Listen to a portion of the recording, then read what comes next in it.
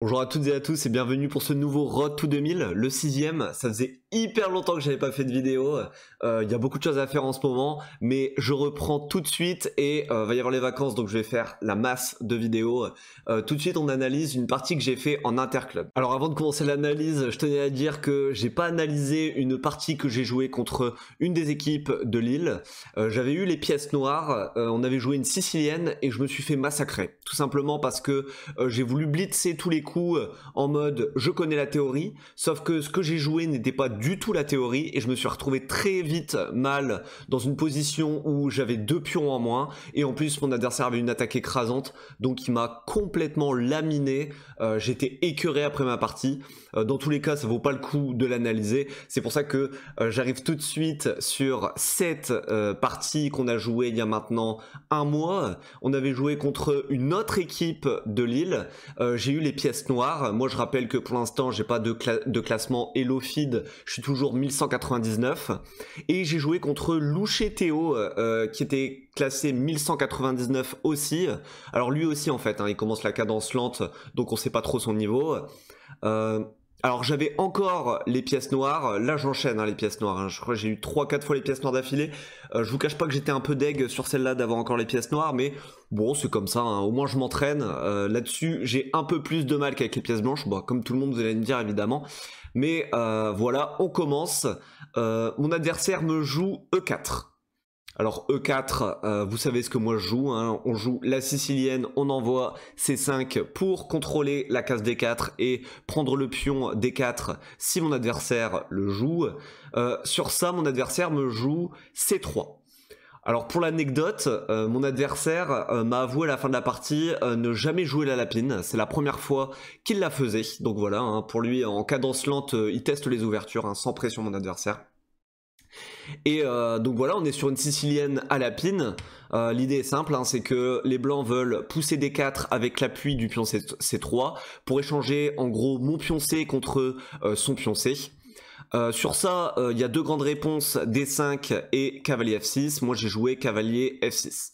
Donc là, pour l'instant, mon adversaire fait la réponse classique, à savoir que comme son pion est attaqué, il le pousse pour retourner l'attaque sur mon cavalier en F6. Je le replace en D5, c'est toujours la théorie. Et sur ça, mon adversaire me joue le grand coup, à savoir D4. Alors sur D4, le coup le plus joué, c'est la prise, c'est ce que j'ai fait.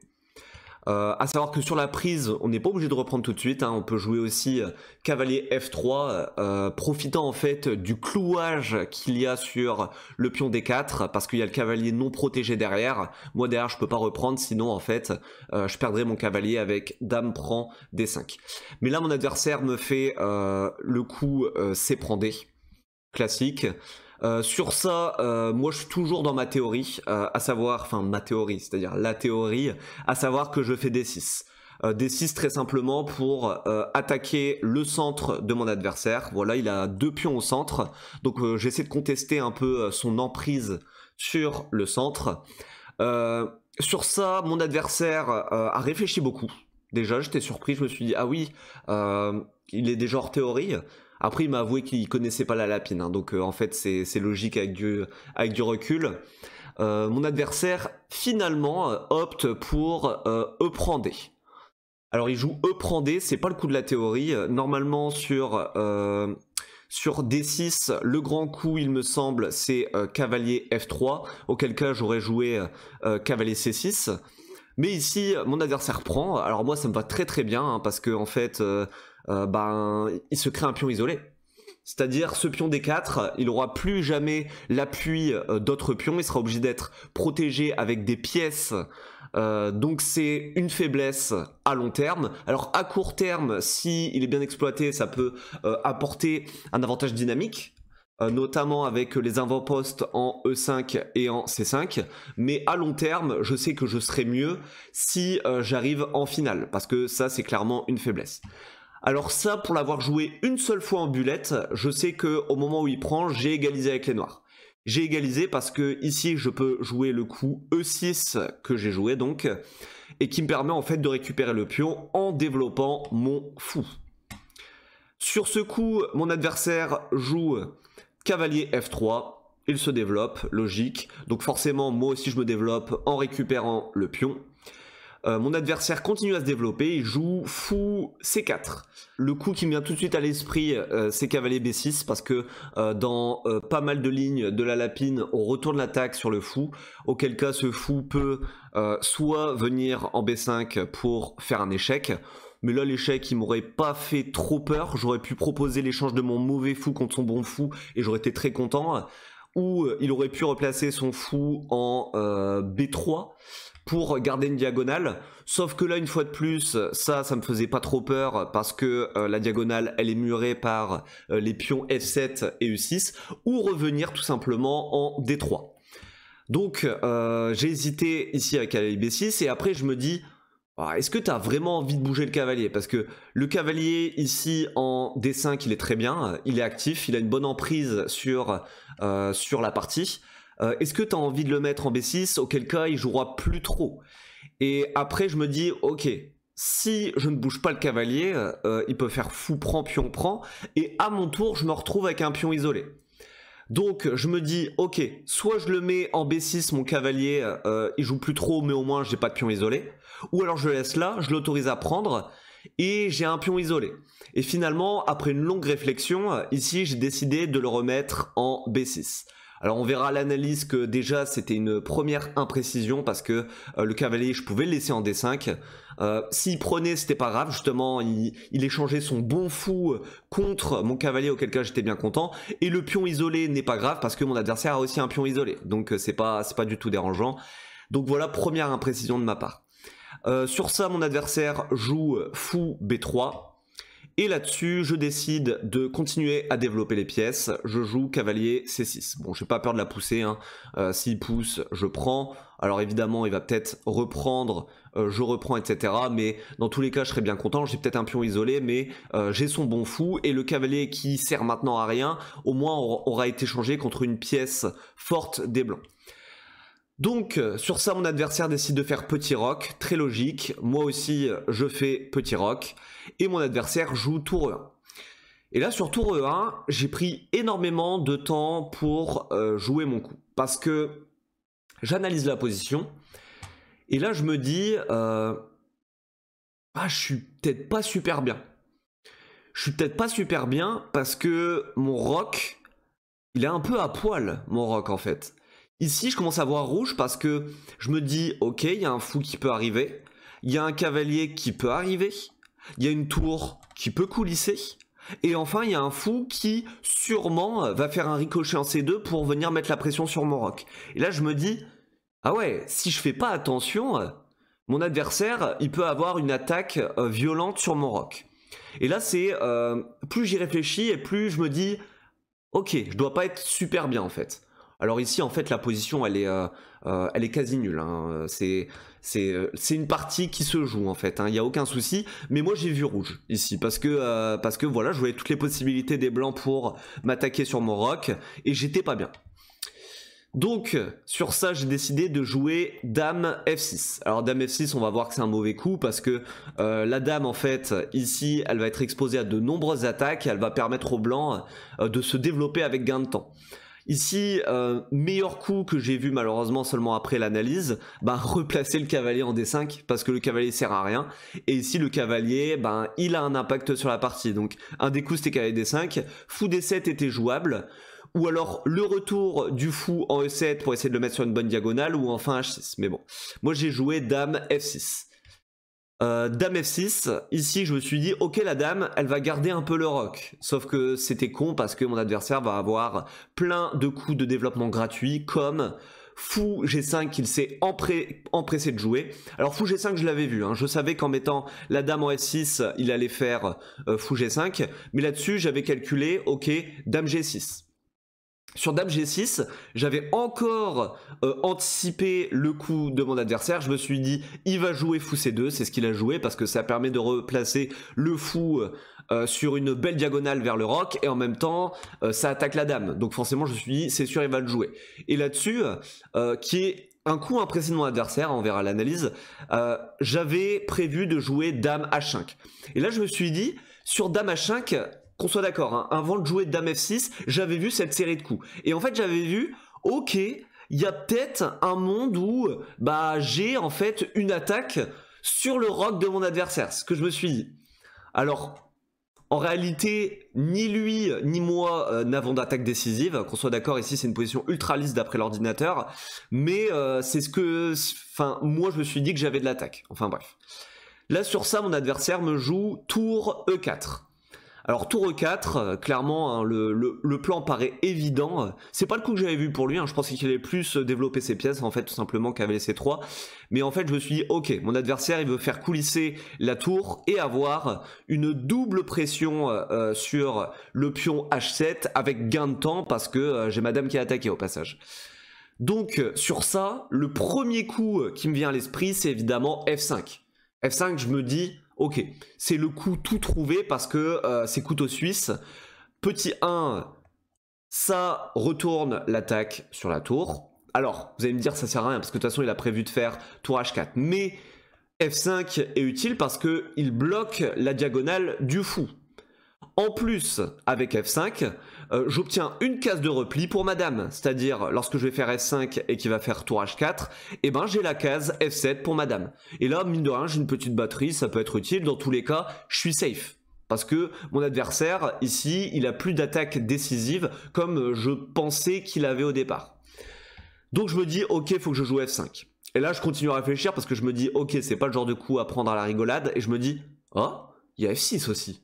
Je me dis, F6 c'est bien, parce que ça attaque le fou, et en plus ça me permet de faire toujours ma case de repli pour la dame. Alors du coup je me dis, bah ouais F6 c'est bien aussi, j'aime bien F6. Et après coup je me dis, ok Julien, t'as pensé à F5 et après F6. Alors qu'est-ce que F5 a de plus que F6 ou inversement? Et F5, je me rappelle que c'était pour me faire une case de repli pour la dame, et je me rappelle même pas que c'était pour bloquer la diagonale du fou.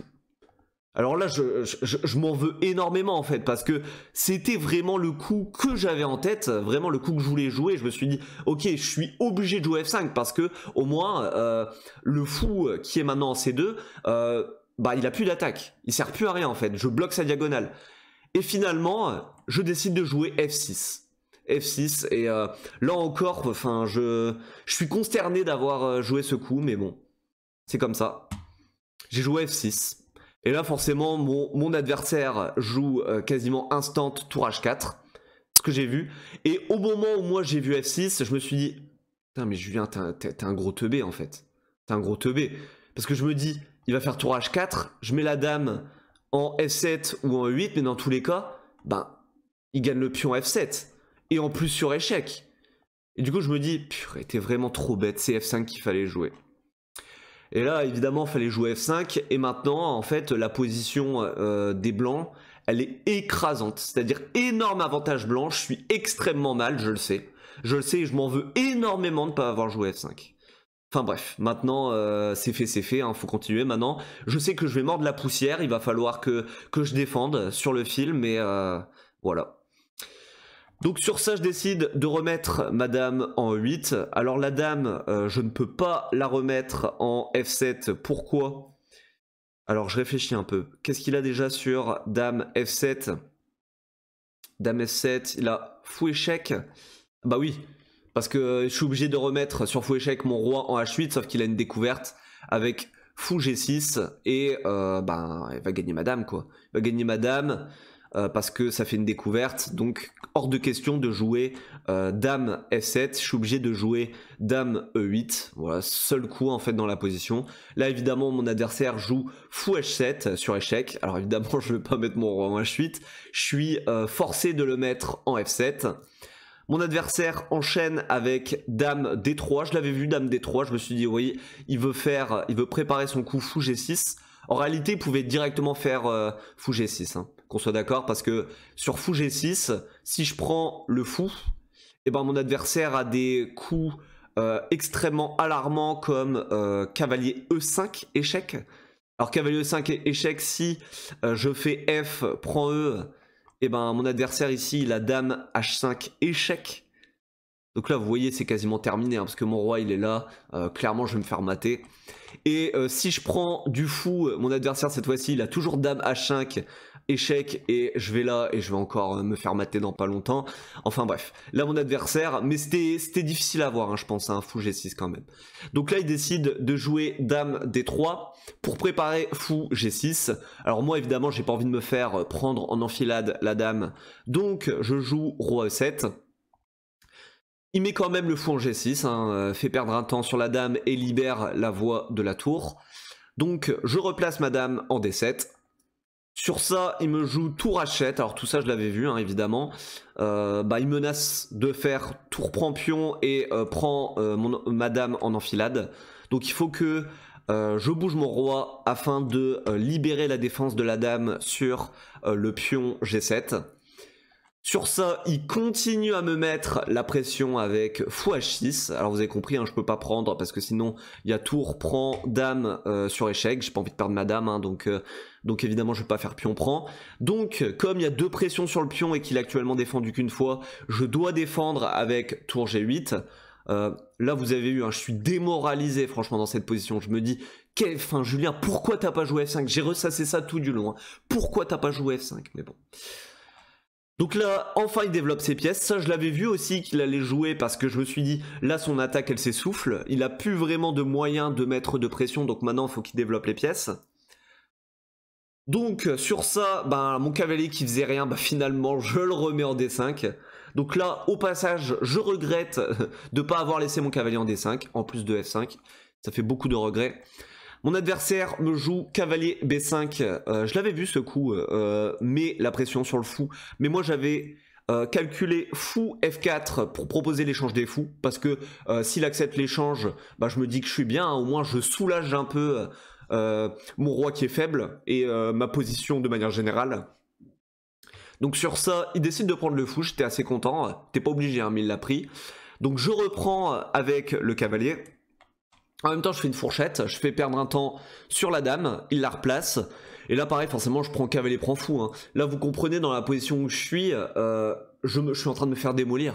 Donc, n'importe quel échange de pièces soulage ma position.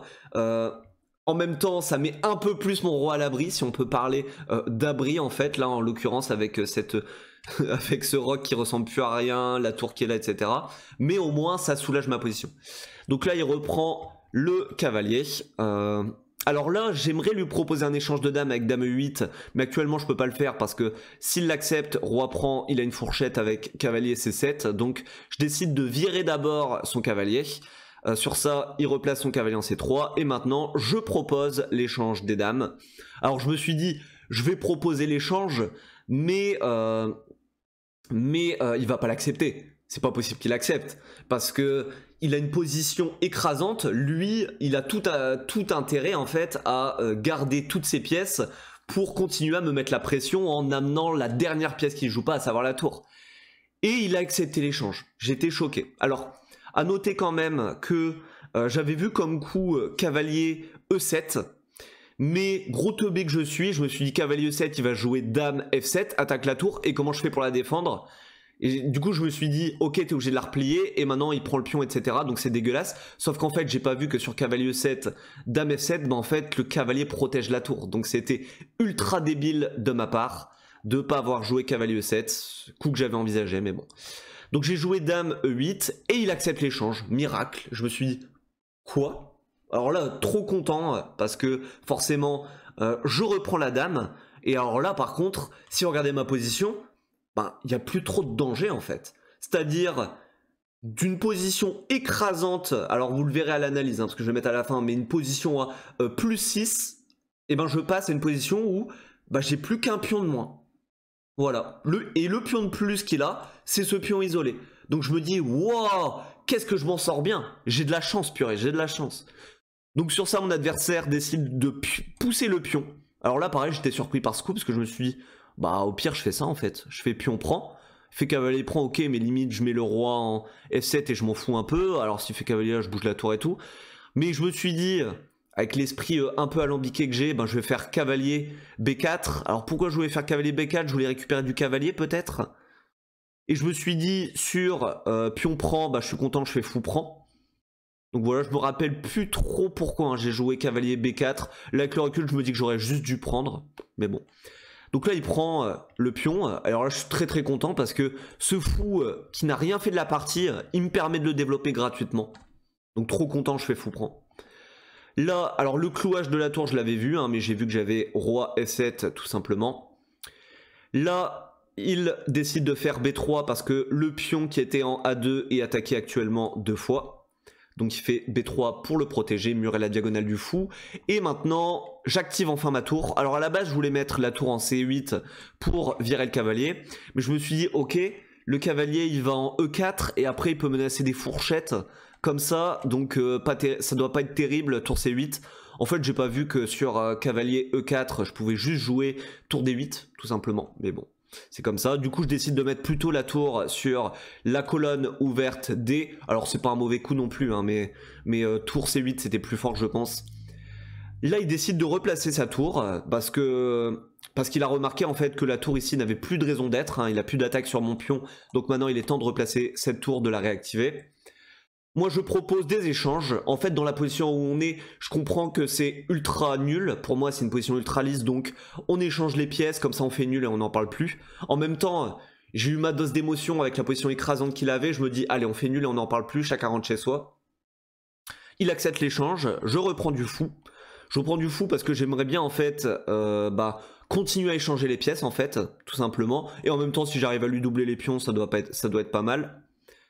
Il décide de jouer tour F4. Alors là, j'ai vu ce qu'il voulait tenter et il a confirmé à l'analyse. Il voulait tenter des petits trucs, des petites marlouteries avec cavalier G5 échec ou cavalier E5 échec. Vous avez compris, je peux pas prendre du pion parce que le pion est cloué avec la tour. Alors, j'avais calculé hein, que c'était stérile cette petite combinaison, mais je décide quand même d'échanger tout simplement. Il fait tour prend. Maintenant, je mets ma tour sur la deuxième rangée, ça mange pas de pain, en général tour sur la deuxième rangée on aime bien. En même temps, ça met la pression sur le pion A2 qui est non protégé. Il envoie le pion en A4, très bien. Je décide de doubler mes tours. Alors j'avais hésité entre ça et tour E8 pour continuer à proposer des échanges et signer la draw vite fait. Parce qu'il n'y a plus grand chose à espérer dans cette position. Il envoie H4, ok très bien, au moins il a plus de problème de mat du couloir. Et en même temps, je me suis dit, ok, c'est pas mal parce que lui, il a une majorité de 3 pions à l'aile roi contre 2. Donc lui, il va devoir plutôt essayer de jouer sur ce flanc. Je décide de proposer un échange de tours, tout simplement, parce que je me suis dit, après, tour prend, bah, j'ai une pression sur le pion B3. Là, il prend. Je reprends. Là, il a ce pion qui est attaqué, donc... j'imagine qu'il aurait dû protéger avec des coups comme tour E3. Et là, j'ai de la chance, mon adversaire blunder. Il décide de faire B4. Alors B4, je me dis, oh, bah, je suis très content. J'ai tour D4. Fait une double attaque sur le pion H4 et le pion B4. Évidemment, mon adversaire ne peut pas protéger les deux. Donc, il décide de jouer G3 pour protéger le pion H. Donc là je suis très content, j'ai tour prend pion, voilà. Bah là j'ai complètement égalisé, hein. Je sais que déjà avec un pion de moins je me doutais que c'était nul, mais là maintenant je suis sûr que c'est nul. Et je me dis que j'ai peut-être des espoirs de petits gains, sait-on jamais. Parce que je me dis que si j'arrive à échanger un pion contre le pion faible là-bas, j'aurai un pion passé éloigné, donc peut-être que c'est mieux pour moi finalement. Hop. Donc il décide de protéger le pion A4 avec tour A1. J'envoie B5. Alors là je vous explique, il y avait énormément de monde autour de la table au moment où je joue B5 parce que tout le monde venait de terminer la partie. Donc il restait plus que un camarade qui jouait et moi. Et là tout le monde s'était mis autour et j'ai entendu des petits chuchotements au moment où je jouais B5. Et en fait tout le monde m'a dit après la partie que B5 c'était un blunder. Alors voilà. Et en fait, c'est pas un blunder. D'après l'ordi, c'est toujours nul avec B5, tout simplement. Donc là-dessus, mon adversaire décide de faire pion prend. Je fais pion prend. Et maintenant, il a tour A7. Alors on verra, hein, on verra à l'analyse qu'en fait, il y avait mieux à faire que B5, mais ce n'est pas un blunder pour autant parce que c'est toujours nul. Les coups que l'ordinateur recommande, c'était A5 et B6. Alors moi j'y suis allé un peu bourrin. En fait le problème de B5 c'est que après l'échange, bah, je donne du jeu à sa tour. Elle peut s'activer sur échec et malheureusement, ben, c'est nul, mais c'est un peu plus facile à jouer pour lui, du fait qu'il a une tour très active sur la 7ème rangée. Donc B5, pion prend, décide de faire tour A7, échec, permet d'activer la tour, roi G6. Donc là mon plan tout simplement c'est d'essayer d'aller pousser le pion. Alors on va voir que pousser à promotion, on verra que j'y arriverai jamais malheureusement, mais c'était mon seul et unique plan ici. Alors il fait tour B7, bien joué, comme ça il m'empêche de retirer ma tour et de pousser le pion, très bien joué de sa part. Tour B1, échec, roi, et là je me dis allez je pousse le pion. Il décide de faire G4, je pousse le pion. Il fait H5, échec, roi H6. Alors qu'on soit d'accord, c'est toujours nul hein, d'après l'ordi. Là, quasiment tous les coups font nul. Hop, il fait roi F3. Je pousse encore le pion, c'est toujours nul. Hein. Et là, il fait roi F4. Maintenant, sur roi F4, bah, qu'on soit d'accord, si j'enlève ma tour, malheureusement, il prend le pion. Mais c'était un des coups faisables. C'est pas le meilleur coup de l'ordi. Finalement, j'ai trouvé le meilleur coup de l'ordi, à savoir G6.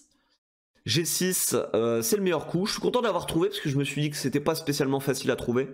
Là, il fait H prend G, je fais roi prend. Et là, il fait tour B6. Alors, je comprends que son idée, c'est d'aller pousser le pion. Comme le pion est cloué, ben, il arrivera à le gagner.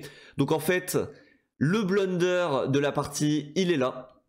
Il est là, c'est ce coup qui me fait perdre la partie, c'est que j'ai joué roi G7. En fait, je devais pas jouer roi G7, je devais jouer tour A1. En fait, tous les coups de tour faisaient nul, c'est-à-dire l'ordinateur propose tour A1, il propose tour C1, propose tour G1. En fait, en gros, tous les coups de tour permettaient de faire nul, on va dire. Mais moi, mon coup, malheureusement, il est perdant. Parce que mon adversaire a trouvé évidemment roi F5, logique en fait, pour aller chercher le pion. Et là maintenant, bah, de toute façon, j'ai rien d'autre. Je me suis senti obligé de bouger la tour. Alors d'après l'ordi, pour subsister, pour résister dans la partie, j'étais obligé de jouer tour G1 ou tour F1. Ce sont les coups les moins perdants, mais ça reste plus sain. À savoir tour G1, tour F1 comme ça. Moi j'ai joué tour E1 et tour E1 par contre c'est ultra perdant. Mon adversaire est à plus 3 ici d'après l'ordi. Tour B7, échec, il a fait. Je fais roi G6. Là il mange le pion et je décide de jouer tour G1. Mais de toute façon ici c'est ultra perdant, il n'y a plus rien à espérer. Mon adversaire remet sa tour en B6. Je remets le roi en G7, il fait tour prend. Malheureusement, alors là je me dis ah oui cool, petite tactique, je peux faire tour pour G4 parce qu'après roi prend je fais roi prend, mais sauf qu'en fait c'était débile parce que maintenant on a roi prend et surtout vous avez compris mon adversaire est dans une finale ultra gagnante parce qu'il a l'opposition. Ce pion il va réussir à le pousser à promotion parce que avec son roi il a réussi à gagner l'opposition, il a le roi devant le pion, hein, ça c'est très thématique, c'est gagnant pour les blancs. Donc maintenant, il n'y a plus rien à faire. En plus, mon adversaire a bien converti. Hein. Il s'est fait une fameuse case T, case grand T, comme on dit, pour pouvoir préparer une sorte de tapis rouge pour son pion. Là, j'ai fait roi F7. Il fait roi F5, il garde l'opposition. Je fais roi E7. Il fait roi G6. Il prépare la poussée de son pion, hein, roi. Et là, enfin, il pousse le pion. Là, je passe vite parce que de toute façon, vous avez compris, c'est ultra perdant. Et c'est là où j'ai abandonné parce que maintenant je peux plus arrêter la poussée du pion, enfin depuis longtemps en fait, hein, mais voilà. Je suis passé par toutes mes émotions dans cette partie, j'étais extrêmement déçu de l'avoir perdu. Surtout j'ai ressassé le F5 que j'ai raté, enfin que toute la partie parce que je me suis dit putain Julien tu voulais jouer F5 au départ, pourquoi tu vas pas jouer? Je m'en voulais énormément et je m'en voulais aussi de pas avoir réussi à annuler cette finale parce que ça se voyait que c'était nul en fait. Mais je manque encore d'expérience en finale, donc là-dessus, comment dire, je culpabilise un peu moins. Je sais qu'il faut que je travaille mes finales, parce que c'est pas encore ça. Bon, on fait l'analyse de l'ordinateur. Le bilan de partie, vous voyez que mon adversaire a joué avec une précision de 83,9 et moi 83,1. Mon adversaire quand même qui a trouvé 2 coups brillants et 5 très bons coups d'après chess.com. Moi j'ai trouvé 0 coups brillants, 0 très bons coups. Donc en fait... j'étais très déçu de ma partie de ne pas avoir fait F5, mais en même temps, mon adversaire, on est obligé de reconnaître qu'il a fait une bonne partie en fait. Hein. Donc Bah, j'ai peut-être pas tant de choses à me reprocher que ça en fait, finalement. Donc on passe au bilan, on démarre. Bon, je passe rapidement, hein. Je mettrai le PGN dans la description si vous voulez analyser vous-même. Donc D6, dernier coup théorique, hop. Ok, et là évidemment F6, énorme gaffe. Je devais jouer F5 évidemment. Et après F5 on est à plus 0,28, hein, c'est-à-dire que bah, c'est une partie, hein, ça continue à jouer. Je suis extrêmement déçu, mais bon, c'est comme ça. Donc tour H4, logique en fait. Coup clé suivant. Et pour lui, fou G6 c'est une erreur. Et je vous l'ai dit, hein, il avait des petites tactiques. Ah non, il devait replacer son fou en D2. Ok. Alors je vais afficher les coups parce que je trouve ça curieux, fou D2. Roi. Ah, il dit juste 3D8, chess.com, il s'est pas trop mouillé pour la ligne. Enfin bref. Alors ensuite, alors là j'ai joué Dame D7, mais il dit que c'est une erreur, j'aurais dû jouer Cavalier B4. Ok. Oui, je l'avais analysé, oui, je m'en souviens. C'est parce qu'en fait, il est obligé de replacer sa dame, par exemple en E4 ou en E3, et après, en fait, je libère la case C6 pour la dame. C'est pour ça. Bon, de toute façon, on va afficher les coups pour voir un peu. Dame E4, ouais, et dame C6. Ouais, voilà. Donc ça, c'est la ligne théorique. Et là, le fameux coup brillant, tour H7. Bien joué à lui. Je l'avais vu, hein, moi, qu'il allait jouer tour H7. Donc, mais bon, bravo à lui surtout de l'avoir trouvé, parce que c'est toujours plus difficile à trouver ce genre de coup quand on est l'adversaire que quand on est à notre place, nous. Et là, encore le coup brillant, fou H6. Pareil, je l'avais vu. Je me suis douté qu'il allait le faire. Mais ouais, non, mais bien joué, franchement. Belle série de coups de mon adversaire. Fou F4 qui est une erreur. Donc fou prend F4 est une erreur. Il aurait dû prendre le pion. Ah oui, d'accord. C'est quoi la ligne alors? Dame. D'accord, fou prend. Ah ouais, je devais lui donner la dame. Ok. Ok, ok. Suivant. Et là, ah si c'était une erreur, d'accord. J'aurais dû jouer Cavalier 7. Et le pire, c'est que Cavalier 7, je l'avais vu, quoi. Et j'ai eu peur de chimère avec Dame F7. Ridicule. La ligne, c'était quoi? Ouais, il replace la dame. Ok, d'accord. Il y a des lignes sur le bilan de partie, ça se mouille pas trop, hein, chess.com quand même. Suivant. Donc là, dame prend E8. Énorme gaffe. J'étais ultra surpris qu'il me le joue, effectivement. Bah oui, hein, il aurait dû replier sa dame. Il a aucun intérêt en fait à échanger les dames dans la position qu'il a. Roi prend. Cavalier B4 est une erreur. Bah oui, hein, à l'année je me suis dit pourquoi j'ai juste pas pris le pion en fait. Donc oui, hein, j'aurais dû prendre le pion. Et là B3 est une gaffe. Ok, il aurait dû jouer. D'accord, il aurait dû... Ah oui, replacer la tour avec gain de temps sur le cavalier. Tour D8, gaffe carrément. Waouh. Waouh. Ouais. Tour C8. Et moi j'ai eu peur à cause de ça qui menace des fourchettes, mais bon. Suivant. Donc là, tour F4 est une erreur. J'aurais dû jouer cavalier D4. Cavalier D4. Pour aller le mettre là, le cavalier, je montre. Afficher les coups. Tour. Tour prend. Ok, bon.